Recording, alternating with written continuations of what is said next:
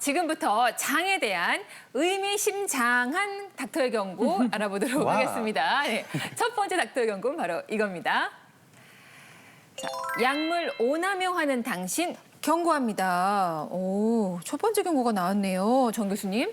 집에 보통 소염제나 뭐 항생제 이런 거 좀 갖고 계시다가 뭐 처방 없이 임의로 막 복용하시는 그런 경우들 많이 있으시잖아요. 네네. 그럼요. 뭐 한두 번 정도 복용하시는 건 문제가 없습니다만 그걸 장기로 복용하시면 장내 세균에 문제가 생기고 투과성에 문제가 생기기 때문에 장 건강에 문제가 생길 수 있습니다. 특히 뭐 스테로이드 제제라든지 말씀드린 비스테로이드성 소염제라든지 항생제 그리고 뭐 호르몬 제제나 뭐 위장작의 일부 같은 이런 것들을 의사의 처방 없이 장기간 남용하게 되거나 오용하게 되면 이런 장 건강에 문제가 생길 수 있습니다. 하지만 꼭 필요한 항생제, 호르몬 제제 이런 약들은 처방을 받아서 정해진 기간 동안 정해진 용법, 용량으로 드시는 것이 중요하겠습니다. 네, 명심하겠습니다. 이어서 닥터의 경고 두 번째는 바로 이겁니다. 네.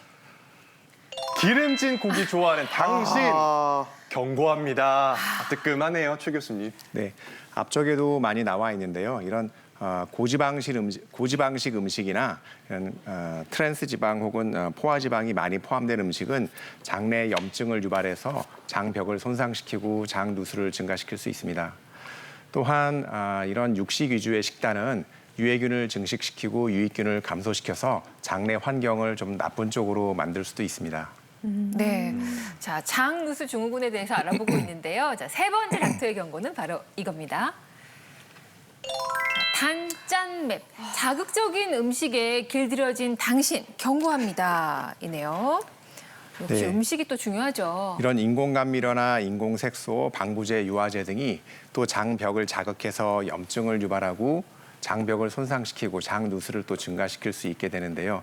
또한 이런 조미료는 장내 세균의 다양성을 감소시킬 수도 있습니다. 또한 이제 고당 음식인 경우에는 장내 유해균 증식을 유해균 도와준다고요? 증식을 많이 도와서 장내 세균의 균형을 깨트릴 수도 있습니다. 따라서 이런 달고 맵고 짠 이런 음식보다는 통곡물이나 식이섬유, 과일, 채소 등을 많이 드시는 것이 좋습니다. 예, 뭐 이쯤에서 중간 체크를 좀 해봐야 될 것 같은데요. 네. 벌써 이제 세 가지 중에 두 개가 해당이 됐어요, 와, 저도 예. 사실 두 개예요. 저는. 아니, 솔직히 태호 씨는. 고기에 곱창 안 좋아하는 분이 어딨어요. 이제 저게 또 저는 또 그건 거기다가 맞아요. 또 술을 좋아하다 보니까 이게 찰떡궁합이고 음식은 저는 무슨 맛으로 먹냐. 제 혀는요, 네. 단맛이랑 짠맛밖에 못 느껴요. 딴 게 들어오면 이게 무슨 맛인지 저는 모르겠어요. 물이란 말이에요. 어떻게 해요? 이거 조금 배가 안 좋아도 먹어야 될 것 같은데. 그러니까요. 사실 확실한 맛이 좋잖아요. 뭐든지 인생은 확실해야 되거든요. 저도 매운 거 너무 좋아해서 안 되고요. 그리고 저는 약상자가 집에 3개나 있습니다.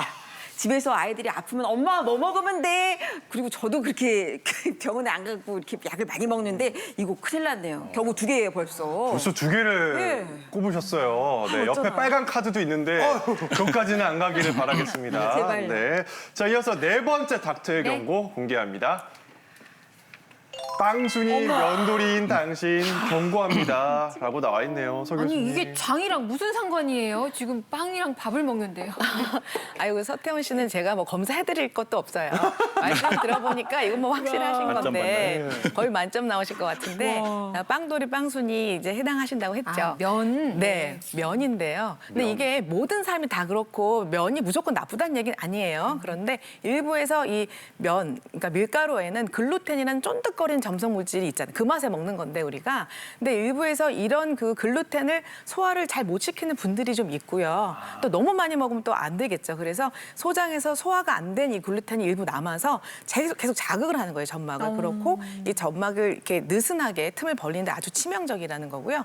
또 우리 아까 어르신들 얘기하셨지만 어르신들은 점막이 얇아지죠. 이런 걸 위축성 위염이라고 하는데 이렇게 점막이 얇으면 위산이 분비가 안 돼요. 그런데 위산 분비 억제제, 그러니까 일부 그 위장약 중에서도 위 보호한다고 해서 쓸 수는 있지만 남용을 하면요. 위산 분비 억제제를 쓰면 어떻게 되죠? 예, 산이 안 나오니까 그게 뭐 위는 보호가 되겠지만 이 위산, 소화, 단백질 소화 요소는 안 나오기 때문에 더 밀가루가 소화가 안 되고 게다가 이 산이 살균 작용이 있잖아요. 근데 위산을 억제하기 때문에 덜 살균된 세균들이 밑으로 내려가서 소장에서 장누수를 더 유발할 수가 있게 되는 문제가 생길 수가 있다는 거죠. 아니 제가 얼굴 빵빵하잖아요. 빵순이거든요, 저. 나 또 경고해요. 네, 이번엔 와. 또 저랑 통하셨네요. 오태훈 씨도 저는 뭐 꿈이 재면소 차리는 거였기 때문에 바로 면 하나 좋아하시는구나. 면 엄청 좋아합니다. 큰일 났네요, 진짜. 저희 집도 남편이 면 좋아하고 애는 빵 좋아하고. 어머나. 그나마 제가 좀 밥을 좋아하잖아요. 좋아하시고. 그러니까 장이 셋 중에 제가 제일 튼튼한 즙 거예요. 좋아하시는 거 아니었어요? 즙? 즙. 아, 맞다. 집 좋아하신다. 밥이 기본이고요. 네. 자, 닥터의 경고 마지막 경고 대체 무엇일지 보겠습니다. 자, 밤낮 뒤바뀐 당신 경고합니다. 인데요. 이게 시간하고도 관련이 있어요. 네, 맞습니다. 아주 최근에 그 연구 결과에 의하면 이 장내 미생물들이 바이오 리듬에 영향을 받아요.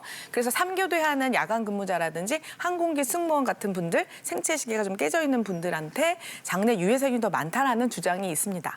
또한 이 짧은 수면 시간 또는 깊이 잠을 못 주무시는 분들은 스트레스를 좀 많이 받겠죠. 그래서 이런 스트레스로 인해서 장내 유해균이 많다는 보고가 있기 때문에 푹 잘 주무시고 루틴대로 규칙적으로 생활하시는 것도 장 건강에 매우 유익합니다. 예. 네.